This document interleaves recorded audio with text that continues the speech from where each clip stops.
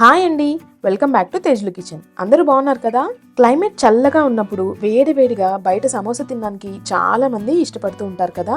కాకపోతే బయట యూజ్ చేసే ఆయిల్ కానీ ఇంగ్రీడియంట్స్ కానీ హెల్త్కి మంచివి కావని మనందరికీ తెలిసిందే. సో ఇంట్లోనే కాస్త హెల్తీగా ఈ సమోసాలని ఎలా చేసుకోవాలో చూపించబోతున్నాను. లేట్ చేయకుండా వీడియోలోకి వెళ్ళిపోదామా? నేను ఇక్కడ 3 చిన్న సైజు ఉండే ఆలుని తీసుకున్నానండి. వీటిని వాష్ చేసేసి ఇలా కట్ చేసుకొని మునిగేలాగా వాటర్ పోసుకొని ఒక 15 మినిట్స్ పాటు బాయిల్ చేసుకోవాలి. నెక్స్ట్ ఒక బౌల్లో 1 కప్ దాకా మైదా పిండిని తీసుకోండి. అందులోకి 1/2 tablespoon salt, 1/2 tablespoon జీలకర్రని, అలాగే 1 to 2 టేబుల్ స్పూన్స్ ఆయిల్ని కూడా వేసుకొని ఇవన్నీ కూడా మిక్స్ అయ్యేలా కలుపుకోవాలి.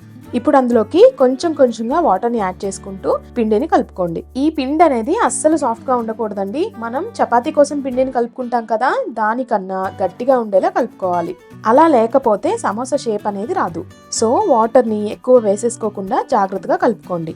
ఒకవేళ మీకు పిండి జారైపోయింది అనుకుంటే అందులోకి అవసరమైనంత పొడి పిండిని యాడ్ చేసుకొని గట్టిగా అయ్యేలా కలుపుకోండి. నెక్స్ట్ మనం బాయిల్ చేసుకున్న పొటాటోస్ అనేవి ఈ మాత్రం కుక్ అయ్యాక స్టవ్ ఆఫ్ చేసేసి వాటర్ ని వంపేసుకొని పీల్ తీసి మెత్తగా మ్యాష్ చేసుకొని పక్కన పెట్టుకోండి. ఇప్పుడు స్టవ్ మీద ఒక కడాయిలో 2 to 3 టేబుల్ స్పూన్స్ ఆయిల్ ని హీట్ చేసుకొని అందులోకి 1/2 టేబుల్ స్పూన్ జీలకర్ర, 1/2 టేబుల్ స్పూన్ ఇంగువ, 2 పచ్చిమిర్చిని ఇలా రౌండ్ గా కట్ చేసి వేసుకోండి. వీటితో పాటు ఒక చిన్న ఆనియన్ ని ఇలా ముక్కలుగా కట్ చేసి వేసుకొని ఒక 2 మినిట్స్ పాటు ఫ్రై చేసుకోండి.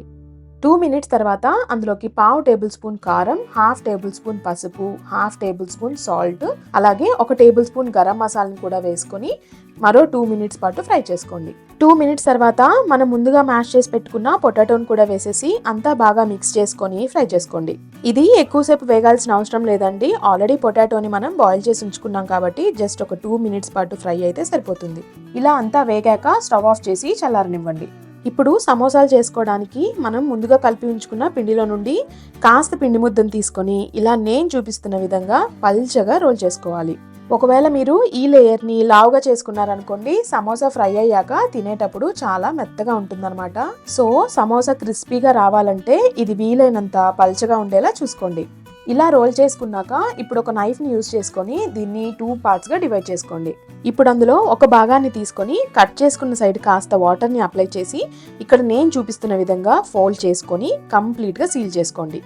ఇప్పుడు అది చిన్న కోన్ లాగా ఫామ్ అవుతుందండి. నెక్స్ట్ అందులోకి కాస్త ఆలుని స్టఫ్ చేసేసుకొని ఇక్కడ నేను చూపిస్తున్న విధంగా ప్రెస్ చేసుకుంటూ కంప్లీట్ గా సీల్ చేసుకోండి.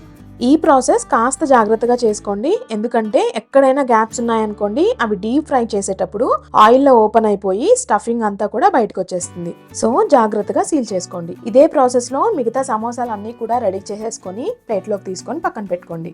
ఈ రెసిపీలో ఇదే కాస్త టైం టేకింగ్ ప్రాసెస్ అండి, బట్ అలవాటు అయితే మాత్రం ఇది కూడా త్వరగానే అయిపోతుంది.